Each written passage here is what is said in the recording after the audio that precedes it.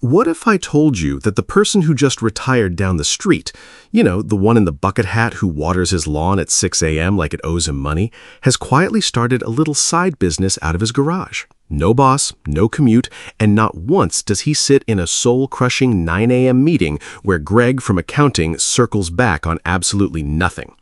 This is the thing about retirement. You spend 40 years dreaming about doing nothing, and then about 3 weeks in, you've reorganized the garage twice, alphabetized the spice rack, and started having full conversations with the dog. The dog is concerned. You are concerned. Retirement in 2026 doesn't have to mean stopping. For a lot of folks, it means finally doing work you actually enjoy on your own schedule. So today, I'm giving you 9 small businesses retirees are starting right now. And for each one, I'll explain how it works, tell you the real challenge that makes people quit, and how to work through it. No sugarcoating.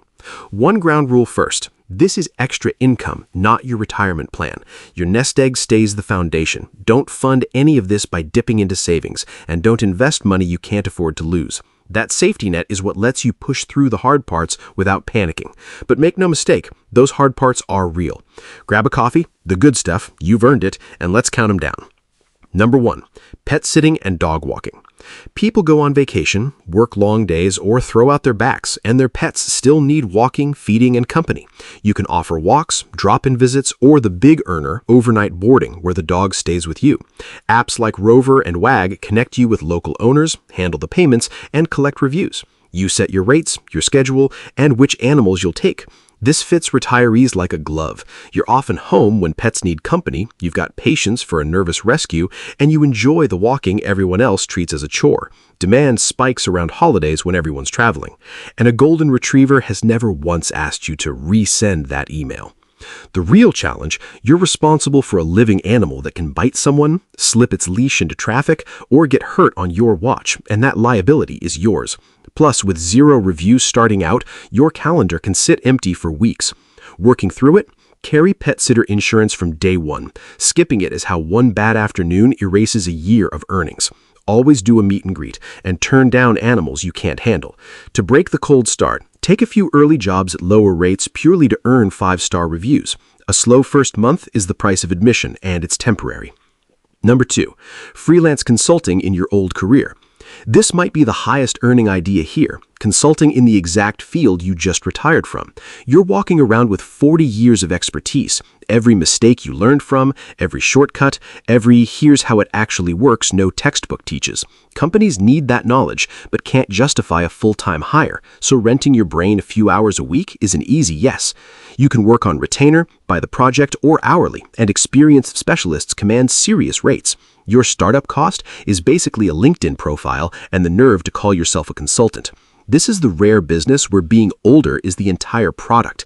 Nobody wants a consultant fresh out of school. They want the veteran who spots the landmine before anyone steps on it. The real challenge, it's feast or famine. Some months you turn away work, others the phone won't ring at all. You also have to sell yourself, which lifelong employees often find uncomfortable, and you're now on the hook for your own contracts and taxes. Working through it, skip cold selling and go straight to your warm network, former colleagues and old clients who already trust you. That's where nearly all early business comes from. Use a simple contract template and an accountant once a year for the back office. And because your nest egg covers the dry months, you can wait for good clients instead of grabbing bad ones. But you still have to actively hunt. Work doesn't come find you. Number 3, online tutoring. You spent decades accumulating knowledge, and kids today are out here Googling how many sides does a triangle have. Parents everywhere want someone patient and experienced to help their kid in math, reading, science, a language, or test prep. You connect through platforms like Wyzent, OutSchool, or Preply, which handle matching and payment, or go independent and keep the full fee. It all happens over video from your kitchen table. No commute, no chalk dust, no playground duty. And you don't have to be a former teacher. An accountant can tutor math, an engineer physics, a lifelong reader English. You're helping one kid one-on-one, the most rewarding version of teaching there is. The real challenge, building a roster from scratch is slow, and the income's unstable because students churn, they cancel, graduate, and move on, so you're always replacing them. The platforms also take a real cut. Working through it. Start on a platform even though it skims a percentage, because early on, students at your door beat a bigger cut of nothing. Then convert happy families into referrals and repeat bookings, which is what eventually gets you off the platform fees. Expect to always be backfilling, so keep a couple of inquiries warm, and spend an afternoon getting comfortable with the video and whiteboard tools before your first paid session. 4. Bookkeeping and virtual assistant work. If you balance your checkbook to the penny and feel a little thrill when the numbers match, this is your lane. Small business owners are great at their craft and drowning in paperwork. A virtual assistant handles the admin, scheduling, email, data entry, follow-up, all remotely. A bookkeeper handles the money side, recording transactions, reconciling accounts, keeping books clean for tax time, usually in QuickBooks. Bookkeeping pays better and is more specialized. VA work is easier to start. Either way, it's fully remote and flexible with as few clients as you like. And when 5 o'clock hits, you actually get to stop. The real challenge. Bookkeeping carries genuine responsibility. You're handling someone's finances, and a mistake has real consequences. There's a true learning curve on the software. The calendar is brutal at month end and tax season, and finding those first clients takes real outreach. Working through it. Invest in proper training before taking a paying client. QuickBooks certifications are affordable, and for bookkeeping, that credential isn't optional. It's how you avoid an expensive mistake and earn trust. Start with simpler VA tasks to land your first clients while you skill up. Map the predictable crunch periods and set clear boundaries on scope early, because can you also just is how part-time quietly becomes full-time. 5. Etsy, Handmade, and Crafts. This is for the crafty crowd, and some of you have a craft room better stocked than a Michael's. Etsy is a giant online marketplace for handmade, custom, and vintage goods, basically a worldwide craft fair open 24 hours a day. You open a shop, list products with photos, and when someone buys, you make it and ship it. The range is enormous. Knitted blankets, candles, woodworking, custom signs, jewelry, and the real moneymaker is personalization. Add a name or a date, and you're not selling a product anymore. You're selling a one-of-a-kind keepsake you can charge a premium for.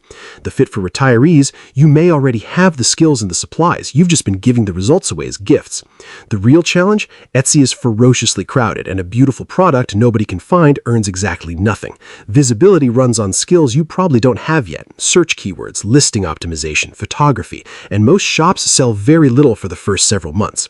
Working through it, accept that the marketing is the job. Learn Etsy SEO and decent phone photography. Both are free to learn from tutorials, but take real practice, so budget the hours.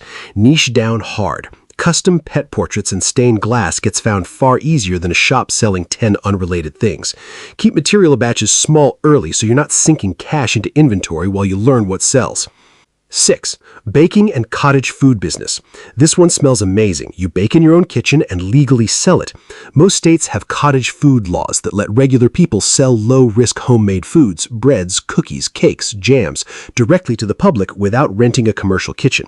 So if your banana bread gets specifically requested at every family gathering, you've been sitting on a business and giving the inventory away. You can sell at farmers markets, through local Facebook groups, to neighbors, or take custom orders for birthdays and weddings, and custom cakes especially fetch a real premium because people pay handsomely for a showstopper they couldn't make themselves. For retirees, it turns a beloved hobby into pocket money on your own terms. Occupational risk is you'll eat some inventory. We call that quality control. The real challenge. The regulations are strict and vary by state. Hard limits on what you can sell, where, and how much you can earn before you legally need a commercial kitchen. Margins are thin once you count ingredients and time, and you're working with perishable product, so anything unsold is money in the trash. Working through it. Before you bake a single loaf, read your state's cottage food law so you stay legal, non-negotiable. Price for your time, not just ingredients. Most beginners undercharge out of niceness and work for free. Kill the waste problem by selling pre-order only. You bake to confirmed orders so nothing spoils. Start with people who already love your baking. 7. Reselling and flipping. Turn garage sales into a competitive sport. The concept is simple. Buy low, sell high. You find underpriced items at thrift stores, estate sales, and clearance racks, then resell for profit on eBay, Facebook Marketplace, or Poshmark. The categories are endless: vintage clothing, old tools, mid-century furniture, collectibles, electronics. And retirees have a genuine edge. You actually recognize the valuable stuff. You know the Daisy Pyrex bowl is worth $40. The 20-something at the estate sale walks right past it. You can start with $20 and scale only as you learn what sells. It gets you out of the house and scratches the treasure hunt itch. The real challenge? It's time-intensive and unpredictable. Sourcing means a lot of hunting and plenty of trips end empty-handed. Every sale carries the grind of photographing, listing, packing, and shipping. Fees skim each sale. You need storage, and if you don't know values, you'll overpay and lose money. Working through it, learn your niche's real pricing before you buy. Check sold listings, not asking prices, so you know your margins going in. Start by selling things you already own. It's free inventory and a low-stakes way to learn the rhythm. Then live by one rule that keeps clutter in check. List what you have before buying more. Build fees into your pricing, and donate the duds rather than let them pile up. 8. Senior Concierge and Errand service. There are millions of older adults who are mostly independent but could use a hand and absolutely do not want a nursing home. They need rides to appointments, help with groceries, prescription pickups, light organizing, or just a reliable person who checks in. You provide that, charging by the hour or by a package of services. And here's what makes it special. Who better to help an older adult than someone the same age who actually understands? Not rushed, not condescending. It's built on trust and warmth, which is why clients stick with you for years. For retirees, the income is steady and the purpose runs deep. You're often the reason someone gets to stay independent another year. The real challenge? Trust is everything, and earning it is the hurdle. Families will rightly want background checks and references before letting you near a loved one or behind the wheel with them. That driving piece carries real liability, and there's an emotional reality. With older clients, declining health and loss are part of the territory. Working through it, get a background check and proper insurance, then put them front and center in your marketing. That's exactly what gives anxious families confidence. Build through referrals and community ties rather than cold ads. A trusted recommendation is worth more than any ad here. Go in clear-eyed about the emotional weight and look after your own heart too. 9. YouTube and content creation. This is the one most retirees overlook, saved for last on purpose. Content creation. A YouTube channel, blog, or podcast. I know what you're thinking, I'm too old for YouTube. Wrong. Some of the most beloved channels online are retirees sharing what they already know: woodworking, gardening, old family recipes, fishing, RV travel, frugal living, or just telling stories from a long life. Audiences are starved for experienced, authentic voices, not just 22-year-olds yelling into a ring light. It pays through stacked streams, ad revenue once you qualify, sponsorships, affiliate links, and eventually your own products. Startup cost is almost nothing. The smartphone in your pocket already shoots good enough video. The real advantage for you is time, the patience and life experience this game rewards. The real challenge? This is the longest, slowest road on the list, full stop. Most channels earn nothing for a long time. You must clear thresholds before turning on ad revenue, and plenty of channels never take off no matter how good they are. There's a steep learning curve and it demands relentless consistency, often into total silence at first. Working through it? Only start this if you'd enjoy making the videos even if they never paid a cent. That mindset carries you through the silent early months. Commit to consistency over a long horizon. That's the single biggest factor in a channel catching. Learn the skills one at a time. You can outlast the people who quit at month 2 because you're not depending on it to eat, but you still owe it a year of real work before you'll know if it'll grow. And here's the rule that ties all this together. Your nest egg is the foundation. That's your retirement plan, and you never touch it to fund any of this or cover a slow month. These businesses are the bonus on top. Keep startup costs small enough to lose without pain. Let each one grow from its own profits and use that safety net for what it's good for, the freedom to push through the hard parts without panic. So here's my question. Drop it in the comments. Which of these 9 are you most likely to try? And which challenge worries you most? Team Dog Walker, Team Etsy, or about to start the most wholesome YouTube channel the internet has ever seen? Tell me below. I read these. If you got value out of this, hit like, subscribe, and ring the bell so you don't miss the next one. And if you've got a friend who just retired and is currently driving their spouse up the wall reorganizing the garage for the 3rd time, send them this video. It might be exactly the nudge they need. Thanks for watching, take care of yourselves, and I'll see you in the next one.